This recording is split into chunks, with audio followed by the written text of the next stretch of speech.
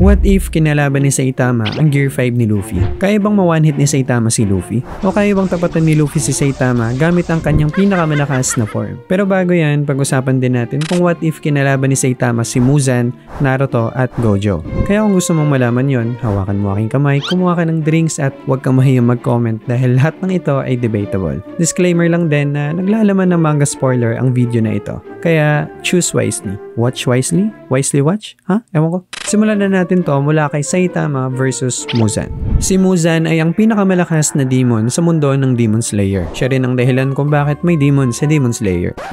What? Nabuang ka na? Walang Demon Slayer pag wala si Muzan? Malamang. Kaya nga Demon Slayer kasi isislay nila yung demon.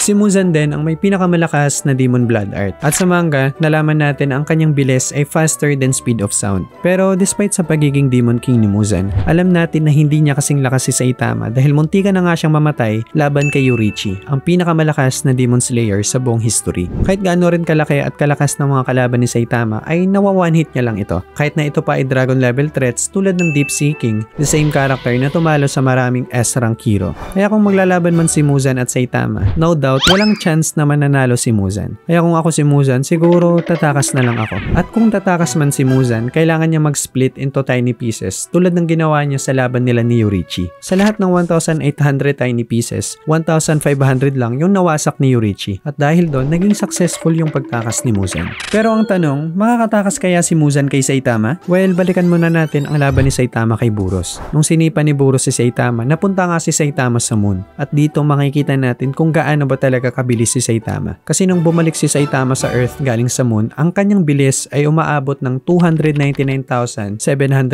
kilometers per second na mas mabilis pa kaysa sa speed of light. Meaning mas mabilis pa ng 186,000 times si Saitama kay Muzan. Pinakita din ni Saitama kay Buros ang glimpse sa kanyang tunay na lakas which is ang Serious Series, Serious Punch. Sa sobrang lakas ng atake na ito, ang shockwave sa suntok ni Saitama ay humati sa atmosphere ng Earth. Kaya kahit mag-moonwalk pa palabas ng Earth si Michael Jackson, hindi siya makakatakas kay Saitama. Ngayon, what if kinalaban naman ni Saitama si Naruto? First, kailangan muna nating scale ang speed at strength ni Naruto. Nung patapos na nga ang series ng Naruto, nakita natin ang kanyang lakas kung saan kaya niyang wasakin ang isang continent. Nung kinalaban ni Naruto si Kaguya, nakita rin natin ang isa sa mga pinakamalakas na atake ni Naruto which is ang Super Tail Beast Rasen Shuriken na nagresulta ng massive elemental destruction. In terms sa kanyang speed, nailagan nga ni Naruto ang pinakamabilis na atake ng Raikage na kinukonsidered na light speed. Nailagan niya rin ang light fang na atake ni Madara na may bilis din na tinuturing na light speed. Kaya safe to say na ang bilis ni Naruto ay faster din sa speed of light. So kaya niya bang tapatan si Saitama? Wait ka lang dyan. Ang atake ni Naruto na Super Tail Beast Rasen Shuriken ay wala ngang epekto kay Kaguya. At para matalo si Kaguya, kinailangan pa ni Naruto ng tulong mula kay Sasuke at mula kay Sakura na walang ambag. Whereas si Saitama naman, tinalo niya si Buros na walang kahirap-hirap na mag-isa. Sinabi nga din ni Buros na nag-hold back pa si Saitama at hindi pa yon ang kanyang tunay na lakas. Pero kuya, wait na nga. Wait lang. Bakit? Diba may baryon mode pa naman si Naruto ah? Yes, tama ka dyan. At dahil dyan, bigyan ng jacket niya. May malakas pa na form si Naruto which is ang Baryon Mode. Isang unique transformation between ni Naruto at Kurama na nagbibigay sa kanya ng extraordinary na lakas na mas higit pa sa 6-path Sage form ni Naruto. So sobrang lakas nga nito na overpowered ni Naruto si Ishiki at muntikan niya pa itong mapatay. Although may downside din ito dahil tulad ng 8-gate na Might Guy, meron ding limitation ang Baryon Mode. Pagkatapos gamitin ang form na ito, nauubos ang energy ni Naruto at ito rin ang dahilan ng pagkamatay ni Kurama. Kaya kahit mag-all out pa si Naruto at gawin lahat ng Kage Bunshin na yan, alam din natin kung gaano katibay ang durability ni Saitama. At as soon as natapos na ang Baryon Mode ni Naruto, I'm sorry, big fan ako ni Naruto, pero etong kalbo na to, aayain niya lang si Naruto na magrami. Next is what if kinalaban naman ni Saitama si Gojo. Si Gojo Satoru ay ang pinakamalakas na sorcerer sa buong history ng Jujutsu Kaisen. Nung pinanganak si Gojo, nag-iba ang balanse ng buong mundo. May ability din siya na posibleng dumapat kay Saitama which is ang Limitless. Ang Limitless ay isang infinite space sa buong katawan ni Gojo. The more na lalapit ang kalaban, the more na magsuslow down ito and as a result, walang makakahawak kay Gojo. May malakas din siya na curse technique. Ang una ay ang blue kung saan nahihila niya papalapit ang lahat ng bagay. At ang red, which is opposite naman sa blue, kung saan nare-repel niya ang kahit na anong bagay. Sa pamamagitan din ng pag-combine ng red and blue, lalabas ang mas malakas pa na curse technique ni Gojo, which is ang Hollow Purple. Sa sobrang lakas nito, nawawasak ni Gojo ang kahit na anong bagay. Ito rin ang dahilan kung bakit naging Apologo si Toji. Kaya ang malaking tanong dito, kaya bang wasakin ni Saitama ang limitless ni Gojo? Kung kaya itong gawin ni Saitama, for sure na matatalo si Gojo. Pero kung hindi ito kayang wasakin ni Saitama, may chance na manalo si Gojo sa pamamagitan ng kanyang domain expansion, Infinite Void. Kapag inactivate ito ni Gojo, ang utak ng kanyang kalaban ay mapupuno ng infinite information sa buong universe. Basically, parang mapaparalyze ang utak ng kalaban. Kaya kapag hindi ito napigilan ni Saitama, may chance na mananalo si Gojo. However, despite sa sobrang lakas nito, ang domain expansion ay posibleng mawasak. And the fact na kayang wasakin ni Saitama ang isang star, malaking chance na kaya niya ring wasakin ang domain expansion. Sa laban din ni Saitama kay Garo, sinipa lang ni Saitama ang subspace gate na atake ni Garo na walang kahirap-hirap. Kaya para sa akin, kayang-kayang wasakin ni Saitama ang limitless ni Gojo. Kung i-compare natin ang limitless protection ni Gojo kung saan nawasak din ito ni Toji, mas may tiwala ako sa limitless na suntok ni Saitama na kayang wasakin ang isang planet.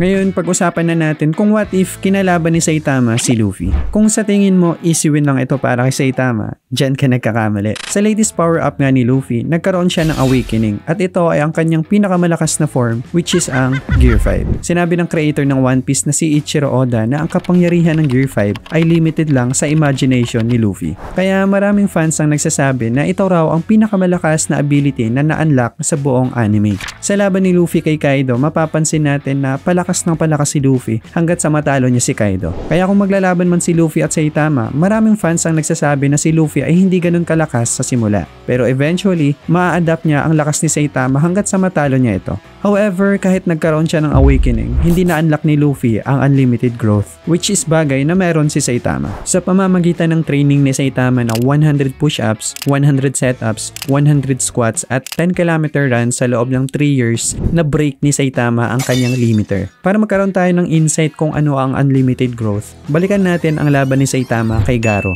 Si Garo ay isang tao na gustong maging isang monster. Dahil sa kanyang kagustuhan na mangyari ito, nahulog siya sa darkness. Nung naging monster na nga si Garo, naglaban sila ni Platinum Sperm. At ang kanilang movement ay fraction lang ng seconds. Meaning, ang kanilang bilis ay counted to 200 times faster than light. At nung napunta si Garo sa presence ng God na sinasabing creator ng lahat ng bagay, nag-offer ito kay Garo sa kanyang kapangyarihan at ang kailangang gawin lang ni Garo ay hawakan ang kamay ng God. Pero hindi sumang-ayon si Garo dito at sinampal niya yung kamay ng God. Pero even ang konting paghawak ng kamay ni Garo kay God, nagresulta ito ng kababalaghan. Nung bumalik na si Garo sa Earth, hindi na siya isang monster, kundi isang god. Tinalo ni Garo ang lahat ng malalakas na heroes at winasak niya rin ang core ni Genos. Nakita ito ni Saitama at dito na siya nag-all out. Inatake niya si Garo gamit ang kanyang napakalakas na Serious Series Serious Punch. Para makasurvive, nag-decide si Garo na kopyahin ang atake ni Saitama. Sa sobrang lakas ng atake nilang dalawa, nawasak ang lahat ng stars sa radius na ito. Basically, ang kanilang lakas ay kayang bumura ng multi-galaxy. Nung bumahinga din si Saitama, nawasak niya ang buong Jupiter. Kaya niya rin kumilos na mas mabilis sa speed of light gamit ang utot. Yes, uulitin ko lang, gamit ang utot. Sa graph na ito, makikita natin ang scale sa lakas ni Saitama compared kay Garo. Ang growth nga ni Saitama ay walang katapusan to the point na hindi na ito kayang kopyahin ni Garo. Wait, teka lang. Ano nga ulit yung topic natin? Oh, Saitama versus Luffy. In conclusion lang din kung what if kinalaban ni Saitama si Luffy. I think obvious naman kung gaano kalayo ang agwat nilang dalawa. Kung ang suntok ni Saitama ay kayang bumura ng multi-galaxy, kayang-kaya niya ring wasakin ang rubber na katawan ni Luffy na walang kahirap-hirap. So kung iniisip mo kanina na easy win lang ito para kay Saitama ay tama. Alam ko marami kayong opinion dito, kaya huwag kayong mahiyang mag-comment dahil tulad ng sinabi ko kanina, debatable naman ang lahat ng ito. Possible na mali ako, o tama ka, o mali ka, o tama ako. Ha? By the way, kung gusto nyong suportahan ng channel natin, gumawa pala ako ng membership for only 79 pesos a month. Yes, mas mura pa yan sa Go Extra 99 load mo. Magkakaroon ka dito ng loyalty badge na nag-evolve habang tumatagal. May libre din itong mga emojis na pwede mong i-comment na nagpapakita na ikaw ay isang tunay, solid, pure, valid na supporter. Napakalaking tulong na ito para sa amin at para makagawa pa tayo ng mas maraming anime content. Again, 79 pesos lang ito. Kaya kung gusto mong suportahan ang channel natin, napakalaking pasasalamat ko sa iyo. At ipapangako kong hindi masasayang ang 79 pesos mo para sa mga dekalidad na anime content. Pero kung hindi mo naman kayang gawin yun, ay wala rin problema. Napakalaking tulong na rin ng panonood mo hanggang dulo. Congrats, natapos mo na yung video. At usually sa dulo ng video ay tahimik lang ako. Pero ngayon, gusto kong sumigaw.